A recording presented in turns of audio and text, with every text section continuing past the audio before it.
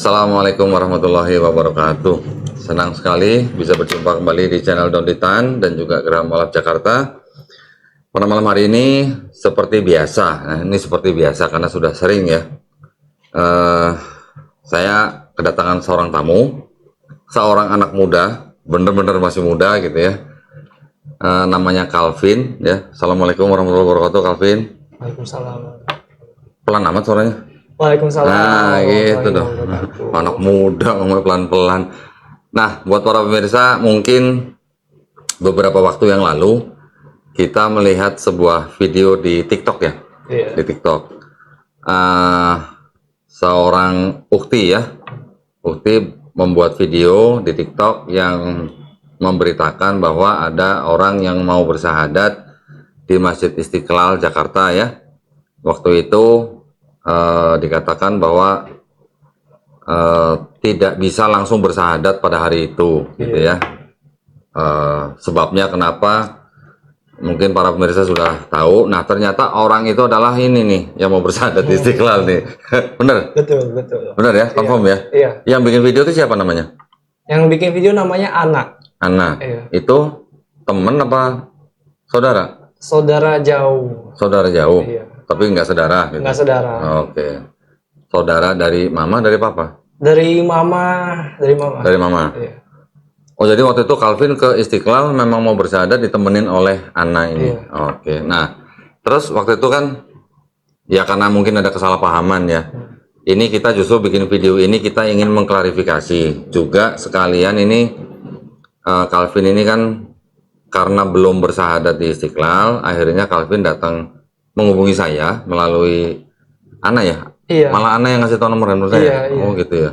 Masya Allah. Jadi malam ini Calvin datang ke sini, maksudnya ingin apa mau bersahadat gitu. Iya. Oke. Tapi sebelumnya mungkin kita mau klarifikasi dulu ya dengan video yang di TikTok itu ya, supaya tidak ada kesalahpahaman juga antara video itu dengan yang dipahami oleh masyarakat. Dan juga yang saya dengar dari Calvin bahwa Calvin dan Ana malah sudah dipanggil oleh pihak Istiqlal, Iya, betul ya?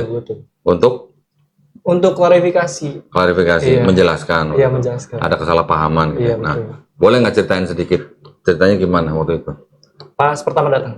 Pas Jadi pas datang. pertama datang itu kan rencananya memang mau bersyahadah di Masjid Istiqlal kan. Nah, pada satu tuh hari Sabtu. Hari Sabtu kita datang ke satpamnya, minta izin mau bersyahadah. Terus kata satpamnya tidak melayani syahadah di hari Sabtu dan diminta bawa persyaratannya fotokopi KK, KTP, surat baptis, surat jalan RT. Surat jalan? Iya, surat jalan RT. Surat keterangan kali? Bilangnya surat jalan. Oh, bilang surat jalan. Iya. Terus materai 10.002, pas foto. Oh, waktu itu Calvin nggak bawa dokumen apa-apa? Iya, nggak bawa dokumen apa-apa karena pikirnya ya syahadah aja gitu. Enak aja. Ya harus ada persyaratan administrasi lah. Kan nanti dipakai persyaratan itu gunanya kan untuk satu, walaupun nggak langsung jadi, tapi kan ada surat keterangan masuk Islam atau sebutannya sertifikat mualaf gitulah. Kan butuh dong mereka dong surat keterangan. Saya pikir nggak ada sertifikat seperti itu. Enak aja.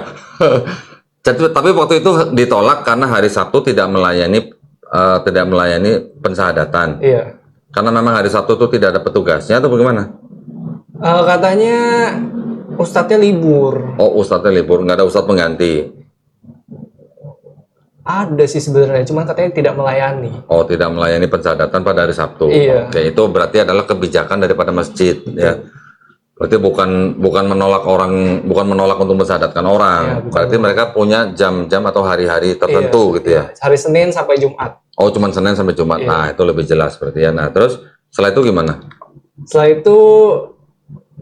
itu saya tunggu mau ngomong sama imamnya atau sama ustadznya lah, setidaknya ada obrolan. Nah, minta izin ke pihak satpamnya, terus dibilang ngapain kan nggak bisa syahadah. Terus ya setidaknya kami bisa ngobrol bisa ngobrol gitu sama imamnya. Mm-mm. Terus akhirnya disuruh tunggu kan, tunggu. Terus sama yang satpam yang laki-laki ceritanya. Satpam yang laki-laki, yang apa-apa? Yang jadi waktu itu mau ikut sholat jam 12 sholat. Sholat zuhur. Sholat zuhur. Mau ikut sholat? Iya. Kan belum syahadat, ngapain sholat? Syahadat saya pikir syahadat dalam hati gitu udah masuk Islam saya pikir. Terus. Jadi saya pikir mau sholat. Terus pada saat mau ikut sholat ditanya sama satpam laki-laki. Kalau mau ikut sholat boleh-boleh aja, cuman udah sunat. Saya bilang belum. Bilangnya, oh belum sunat, kotor dibilang. Terus? Sunat dulu dibilang begitu. Oke. Terus habis itu ketemu dengan imamnya? Enggak. Oh belum juga. Jadi langsung karena waktu itu kakak saya kesel, jadinya pulang. Oh gitu. Iya. Oh jadi waktu hari itu pas pertama datang nggak langsung ketemu dengan pengurus masjid? Iya enggak. Oke. Enggak. Terus habis itu? Habis itu beberapa hari kemudian kakak saya dihubungi sama pihak Istiqlalnya. Terus? Diminta datang, katanya pembinaan buat mualaf katanya. Oke. Terus? Akhirnya datang ketemu sama Pak Kiainya, ya baik orangnya, dia kasih, terus dijelasin, maksudnya kalau emang nggak ada pelayanan hari Sabtu, hari Minggu, harus bawa persyaratan, emang itu prosedurnya. Terus setelah itu dilayani dalam artian dikasih keliling masjid, tour gitu. Ya tour terus? gitu. Terus dia dimintain video klarifikasi. Oh gitu. Oh terus jadi siapa Mbak Ana bikin lagi video klarifikasi. Iya. Oke, mungkin sebelum kita minta siapa Calvin untuk menunjukkan videonya, mungkin gini ya. Saya mau menanggapi sedikit. Kita kalau mau bersyahadat di masjid, apalagi masjid besar seperti Istiqlal, itu kan pasti ada prosedurnya. Nggak coba cari tahu dulu gitu, googling gitu. Enggak, kalau mau syahadat tuh syaratnya apa aja gitu nggak? Saya pikirnya kakak saya sudah tahu karena kakak saya kan Islam. Jadi saya pikir ya udah tinggal datang ya udah. Oke. Nah, jadi sebenarnya kalau seseorang ingin bersyahadat di sebuah masjid, apalagi masjid yang besar, itu mereka prosedurnya ada. Semua masjid biasanya semua ada prosedur lah ya. Karena apa? Karena kan mereka harus mengeluarkan produknya adalah surat keterangan masuk Islam atau yang disebut dengan sertifikat mualaf gitulah. Nah itu kan memang dibutuhkan foto, surat RT dan segala macam, itu wajar, itu normal. Harusnya cek dulu di internet, di Google gitu ya, persyaratan mualaf di masjid ini, itu biasanya keluar nanti. Nah terus kalau misalnya mau sholat zuhur waktu itu dikasih tahu sama bagian keamanan karena belum sunat terus dianggap kotor, itu nggak salah karena Calvin pada waktu itu kan belum berikrar, belum bersyahadat. Iya. Ya kan? Kalau belum bersyahadat ya berarti belum timbul kewajiban sholat gitu. Iya, itu kakak saya tidak menjelaskan, jadi saya pikir saya udah terima Islam berarti saya wajib sholat, saya pikir begitu. belum nggak usah khawatir. Jadi kalau di Islam itu kan memang ada sedikit perbedaan pendapat, yaitu mengenai apakah orang yang belum sunat itu kalau sholat sah atau tidak. Kan kita tahu ya kalau di mazhab Syafi'i itu menyatakan tidak sah. Tapi kalau yang di Malik, dia di mazhab Imam Malik itu boleh asal bersih tapi ya. Tapi yang jelas kalau belum bersyahadat dia belum timbul kewajiban sholat gitu harusnya. Nah terus kemudian sudah dipanggil klarifikasi, sudah jelas berarti ya ada. Iya. Jadi tidak ada masalah harusnya ya. Cuman salah paham atau kurang kudet gitu kali ya. Iya. Nah boleh nggak liatin videonya yang waktu kemarin tuh?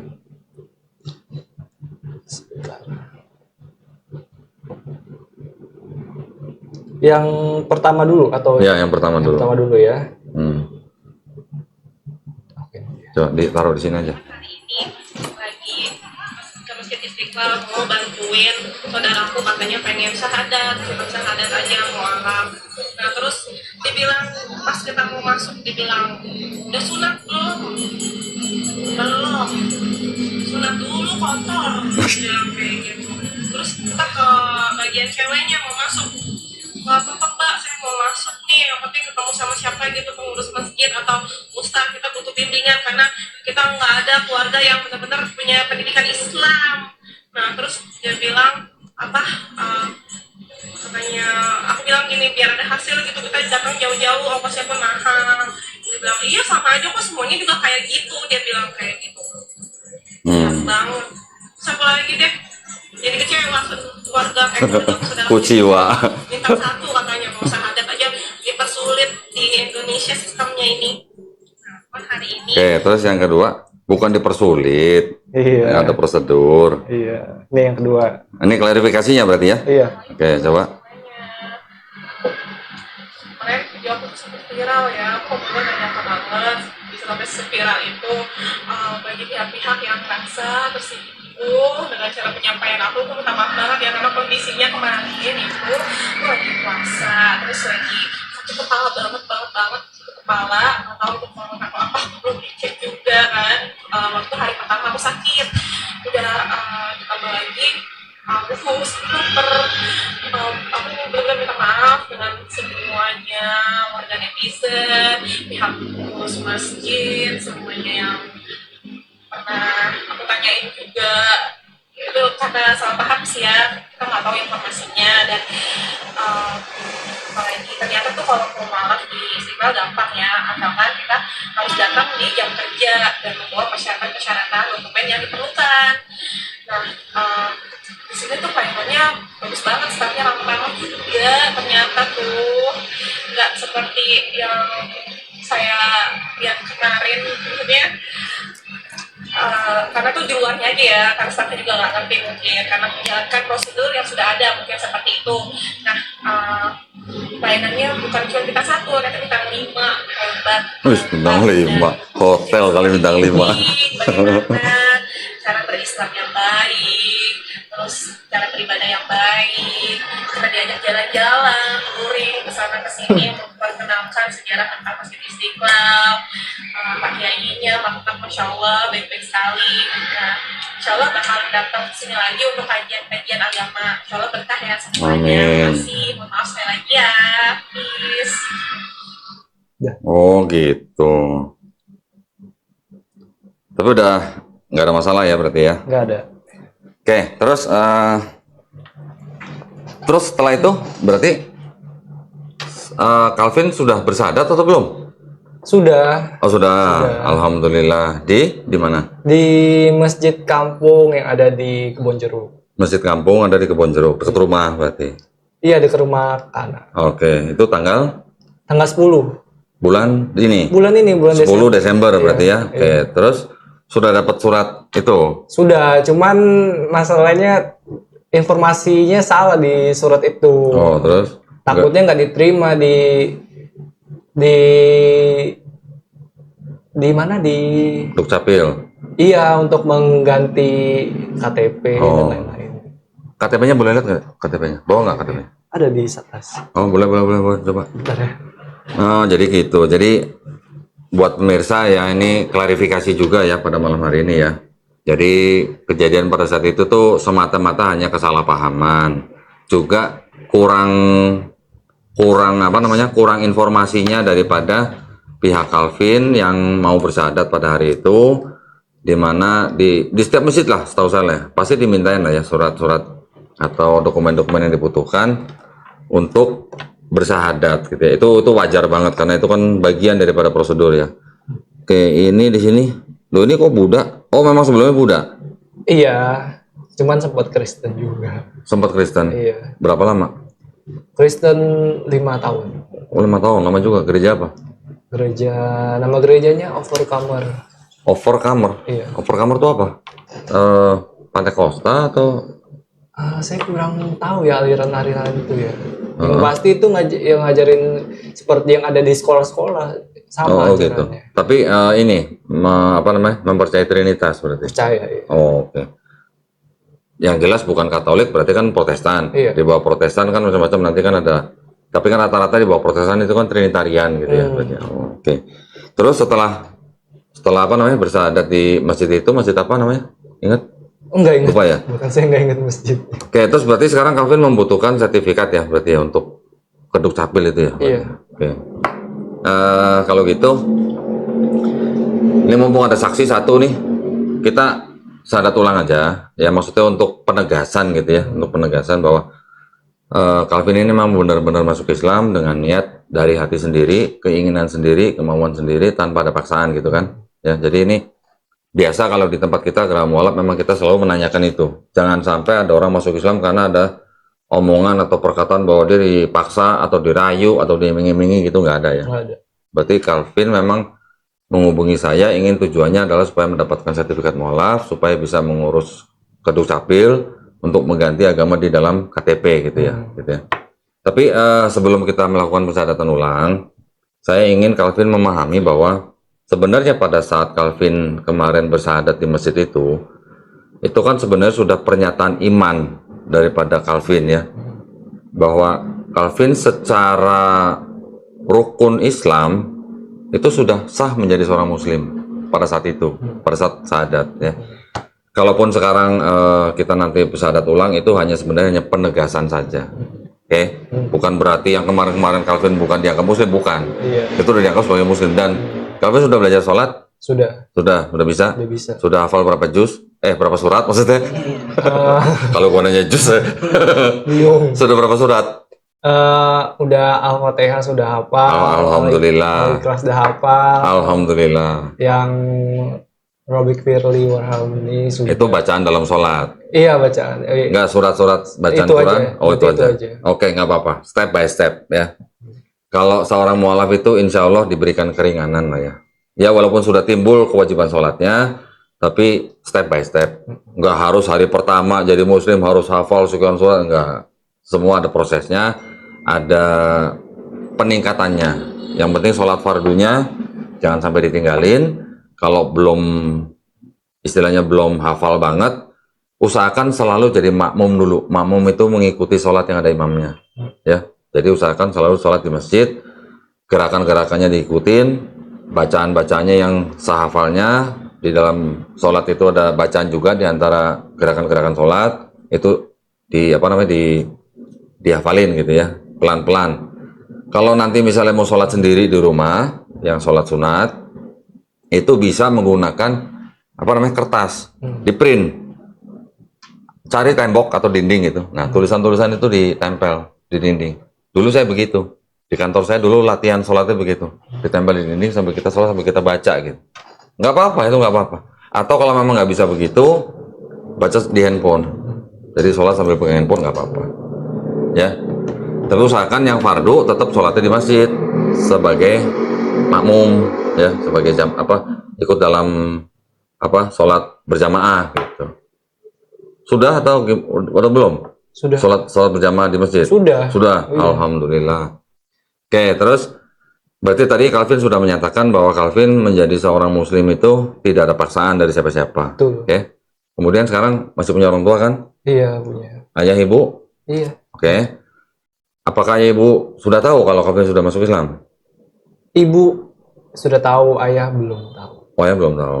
Terus ibu gimana? Ibu marah-marah? Iya, marah. Oke. Ibunya apa? Kristen? Iya. Nah, gini, kalau dalam Islam, kan Calvin sudah dewasa, sudah punya KTP kan? Kalau Calvin sudah menyatakan diri menjadi seorang Muslim, terus kemudian ibu marah misalnya, Calvin boleh menolak, boleh menolak ibu, tapi harus dengan cara yang paling lembut, ya. Nggak boleh Calvin ikut marah-marah. Kalau dulu Calvin menjadi sebelum jadi Muslim, sama mamanya sayang, setelah jadi Muslim harus lebih sayang. Kalau dulu hormat, sekarang harus lebih hormat. Gitu loh, ya. Tapi boleh menolak dengan cara yang paling lembut. Oke. Yang ketiga, kalau sudah menyatakan menjadi Muslim, ya, di dalam Islam itu kan ada syariat-syariatnya. Kan sudah tahu kan? Zakat, sholat, zakat, puasa, haji kalau mampu. Nanti insya Allah ya kita doain. Nah, apakah sekarang Calvin sudah melakukan? Alhamdulillah. Calvin berjanji akan terus menjaga syariat yang di dalam Islam. Iya, insya Allah. Alhamdulillah. Oke, jadi buat kami tidak ada hal yang menghalangi buat Calvin untuk menegaskan diri sebagai seorang Muslim ya. Iya. Oke, Ri jadi saksi ya. Ya. Nih, salaman sama saya. Nanti ikutin ucapan saya. Saya akan mengucapkan dalam bahasa Arab. Nanti terjemahannya, gitu ya. Mudah-mudahan sudah Karena sudah pernah, jadi harusnya sudah tahu ya Iya. apa yang saya akan ucapkan. Ikutin saya ya. Bismillah, Bismillah, Ar-Rahman, Ar-Rahman, Ar-Rahim. Ar-Rahim. Dengan menyebut Dengan menyebut nama Allah nama Allah yang Maha Pengasih, yang Maha Pengasih, lagi Maha Penyayang, lagi Maha Penyayang, asyhadu asyhadu alla alla ilaha ilaha illallah illallah wa asyhadu wa asyhadu anna anna Muhammadan Muhammadan abduhu abduhu wa rasuluhu. wa rasuluhu. Saya bersaksi Saya bersaksi tiada Tuhan tiada Tuhan yang layak diibadahi yang layak diibadahi kecuali Allah, kecuali Allah, dan saya bersaksi dan saya bersaksi Muhammad Muhammad adalah hamba adalah hamba dan utusan Allah. dan utusan Allah. Ri, saksi hari ya? Ya. Sah ya? Sah. Alhamdulillah, Allahu Akbar. Nah, jadi dengan prosesi pensyahadatan kita pada malam hari ini, kami hanya berharap bahwa Calvin selalu diberikan istiqomah. Amin. Ya, istiqomah kita artinya melakukan dengan apa namanya, terus menerus gitu ya. Dan juga kita berdoa supaya Calvin diberikan kekuatan, ketabahan dalam menghadapi setiap ujian. Setiap detik dari hidup kita ini ujian. Ya. Ujian dengan nyokap, ujian nanti dengan bokap, atau dengan keluarga, teman-teman, atau dengan pekerjaan dan lain sebagainya. Itu semuanya ujian. Bagaimana nanti Calvin menghadapi itu, itulah nanti Calvin minta bantuan daripada Allah Subhanahu wa taala. Untuk semua dimudahkan gitu ya. Ya. Oke, alhamdulillah ya para pemirsa. Malam ini Calvin sudah menegaskan menjadi seorang muslim. Kita sama-sama saling mendoakan supaya Calvin ini diberikan kemudahan dalam mempelajari Islam, ya, diberikan kekuatan juga dalam menjalani sebagai seorang muslim, diberikan kekuatan juga untuk menjalankan syariat-syariat dalam Islam, ya, amin ya. Baik, kalau begitu ngobrol lagi sebentar nih, boleh dong ya? Iya, boleh. Mungkin para pemirsa ada yang penasaran gitu. Yang nyuruh Calvin masuk Islam siapa? Ada nggak? Nggak ada. Nggak ada. Teman Islam aja nggak ada. Serius? Serius. Nah itu anak? Ya anak kan saudara. Oh saudara, oke. Terus siapa yang nyuruh masuk Islam? Anak bukan? Bukan. Oh bukan. Siapa dong? Saya sendiri. Nah itu dari mana? Kok bisa toto pengen masuk Islam gitu? Awalnya saya tahu saya belajar Islam itu dari video seorang dokter namanya Dokter Zakir Naik. Nah, kok Di sama? YouTube. Kok sama sama gua? Hah? Sama. Nggak sama. Dulu juga gitu. Dulu saya juga nonton video-videonya Dokter Zakir Naik sama gurunya almarhum Syekh Ahmed Didat. Nonton video yang mana? Video terakhir saya nonton di yang pas beliau di Qatar. Oh, Ri, korban Qatar berarti. Allahu Akbar ya. Mbak, soalnya di Qatar banyak yang uang. Itu ribuan loh yang masuk Islam loh, gara-gara Piala Dunia di Qatar loh. Masya Allah loh. Nah, bahkan Dokter Zakir Naik memang sengaja diundang ke Qatar selama Piala Dunia untuk berceramah kan ya, betul ya? Dan itu yang masuk Islam bukan 1-2 loh. Banyak loh. Iya. Orang yang tidak datang ke kajiannya Dokter Zakir Naik, yang cuma nonton bola, itu juga banyak yang bersyahadat. Karena melihat keindahan Islam di Qatar. Luar biasa itu benar. Baru kali ini ya. Iya. Di Qatar itu luar biasa loh. Berarti setelah menonton video ceramahnya Dokter Zakir Naik di Qatar, terus jadi pengen masuk Islam. Iya, sebenarnya udah nonton video Zakir Naik sebelum itu udah berapa? 10-11 bulan sudah nonton. Oh, sebelumnya Iya. dulu udah pernah nonton. Tapi Cuman yang membuat saya akhirnya berani masuk Islam itu video yang di Qatar.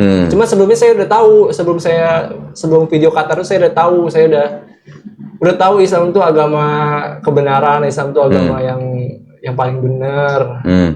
Tapi saya belum berani. yang paling benar bukan yang paling benar, yang benar. Yang benar. Ya, yang benar kan. Terus? Yang benar cuma satu. Terus? Terus saya belum berani buat melangkah buat menjadi muslim karena saya masih memikirkan gimana saya nanti dengan orang tua, dengan teman, dengan kerabat, gimana. Kemungkinan besar keluarga dari ayah udah pasti dimusuhin sih, sudah pasti. Gitu ya. Pemikiran saya. Jangan ketakutan dulu lah. Kan belum tentu ya. Iya, tapi karena keluarga papa saya itu memandang agama Islam tuh sebagai agama yang negatif lah. Begitu. Kalau mama juga? Mama begitu juga. Nah ya, jadi betul apa yang saya katakan di beberapa kesempatan. Memang masih ada keluarga-keluarga, terutama dari keluarga Tionghoa ya, yang mempunyai pandangan negatif terhadap Islam. Ya, saya sudah pernah katakan bahwa pandangan tersebut memang ada karena dari zaman penjajahan Belanda, memang orang-orang di Indonesia itu sudah dikotak-kotakan gitulah. Yang Tionghoa dikotakan, nanti yang pribumi dikotakan, yang turunan Arab dikotakan, turunan India dikotakan kan. Memang politik itu yang dipakai oleh Belanda kan. Jadi ya saling dihasut supaya nggak akur gitu. Kalau akur nanti mereka kan nyerang Belanda kan repot Belandanya. Tapi kalau ada yang nggak akur kan buat Belanda gampang buat mengatur strategi dia gitu. Memang masih banyak ya keluarga-keluarga Tionghoa yang mempunyai pandangan yang cukup negatif dengan Islam, tetapi itu yang dari zaman dulu. Yang dari zaman sekarang pun juga masih ada. Dari mana? Dari media. Ya, media-media sering menyoroti Islam. Sebenarnya yang disoroti ini bukan Islamnya, tapi Muslimnya, Betul. orangnya. Supaya orang memandang Islam melalui Muslimnya yang digambarkan kurang baik, atau yang misalnya teroris dan segala macam, atau yang warga yang miskin, atau warga yang melakukan kriminal, dipandang supaya dibuat seolah-olah memang itu adalah perwakilan dari Islam. Tetapi sebenarnya kalau kita mau berpikir secara rasionalis, sebenarnya ya mungkin di Indonesia kelihatannya banyak kan yang melakukan kriminal atau yang miskin orang-orang Muslim. Tapi di negara-negara lain misalnya, di Meksiko misalnya, di Brasil misalnya, di Filipina misalnya, di Brasil yang nyopet itu orang-orang Katolik atau orang-orang Islam? Katolik. Karena apa? Ya karena memang mayoritasnya Katolik. Mayoritas. Yang Indonesia mayoritas Islam. Iya. Ya, jadi kalau ada yang melakukan kriminal ya kebetulan Islam ya itu bukan merupakan gambaran dari ajarannya, tapi itu memang mungkin berasal dari hal-hal yang lain, misalnya ekonominya, kemudian pemerintahannya, bagaimana mengatur warganya sejahtera atau bagaimana sehingga masih timbul kejahatan seperti itu ya. Kan ada juga negara-negara dengan tingkat kejahatan yang rendah. Di Arab Saudi yang nyolong siapa? Muslim. Nggak ada yang nyolong. Nggak ada yang nyolong. Nggak ada yang berani nyolong. Iya. Iya. Ya kan? Di Arab Saudi itu saya sering dengar mobil taruh di mana gitu nggak dikunci, itu aja nggak hilang. Bahkan katanya toko emas Nah, pemiliknya mau tinggal sholat tinggal di Iya. batas tali. iya. Kata Azan tinggal semua tokonya. Nggak ada yang nyolong. Kenapa? Nah, itu kan berarti kan sistem pemerintahannya.